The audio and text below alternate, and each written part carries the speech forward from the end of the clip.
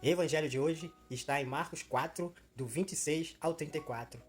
Naquele tempo, Jesus disse à multidão: O reino de Deus é como quando alguém espalha a semente na terra. Ele vai dormir e acorda, noite e dia. E a semente vai germinando e crescendo, mas ele não sabe como isso acontece. A terra por si mesma produz o fruto.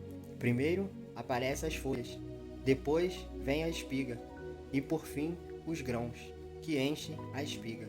Quando as espigas estão maduras, o homem mete logo a foice, porque o tempo da colheita chegou. E Jesus continuou: Com que mais poderemos comparar o reino de Deus? Que parábolas usaremos para representá-lo? O reino de Deus é como um grão de mostarda, que ao ser geminado na terra, é a menor de todas as sementes da terra. Quando é semeado, cresce e se torna a maior de todas as hortaliças, e estende ramos tão grandes que os pássaros do céu podem abrigar-se à sua sombra. Jesus anunciava a palavra usando muitas parábolas, como estas, conforme eles podiam compreender. E só lhes falava por meio de parábolas, mas quando estava sozinho com os discípulos, explicava tudo. Palavra da salvação. Glória a vós, Senhor. Nesse evangelho de hoje é bonito vermos Jesus usando parábolas para anunciar o reino de Deus, porque era de fácil compreensão para aqueles homens, porque ali, quando Jesus anunciava, ele anunciava para homens do campo, pescadores, eles viviam aquela realidade. Por isso Jesus conta hoje essas duas parábolas para representar o reino de Deus, porque por parábolas ficava mais fácil a compreensão desses homens. E assim acontece com aquele homem que planta a semente, né? Ele planta a semente na terra. A terra é que faz tudo. A semente e a terra vão, pela sua natureza, fazendo tudo sozinho. Enquanto aquele homem dorme, acorda, os dias passam, quando ele vai ver, sem que ele perceba, aquilo já se tornou uma planta, da planta vem o fruto, do fruto a semente. E logo ele pode colher. E é bonito, né? Quando Jesus conta essas parábolas, porque faz nós refletirmos, né, sobre a nossa vida. E depois também ele vem falar da semente da mostarda, que é a menor de todas as sementes, mas quando ela cresce, se torna a maior de todas as hortaliças. Isso nos faz refletir.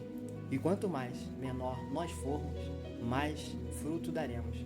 Quanto mais humilde nós formos, mais o Senhor vai nos alimentar e vai fazer com que nós nos tornemos filhos dele de verdade. Porque nessa parábola, o Senhor está dizendo para cada um de nós: quer ser grande? Seja o menor de todos. Quer ser o primeiro? Seja o último. Quer ser servido? Seja primeiro aquele que serve. Como é bonito quando a gente ouve as palavras do Senhor. Imagine na época ele falando às multidões, o próprio Senhor falando. Porque quando a gente ouve a palavra hoje, né, e consegue compreender, a gente já fica maravilhado. Imaginem o próprio Jesus dizendo essas palavras.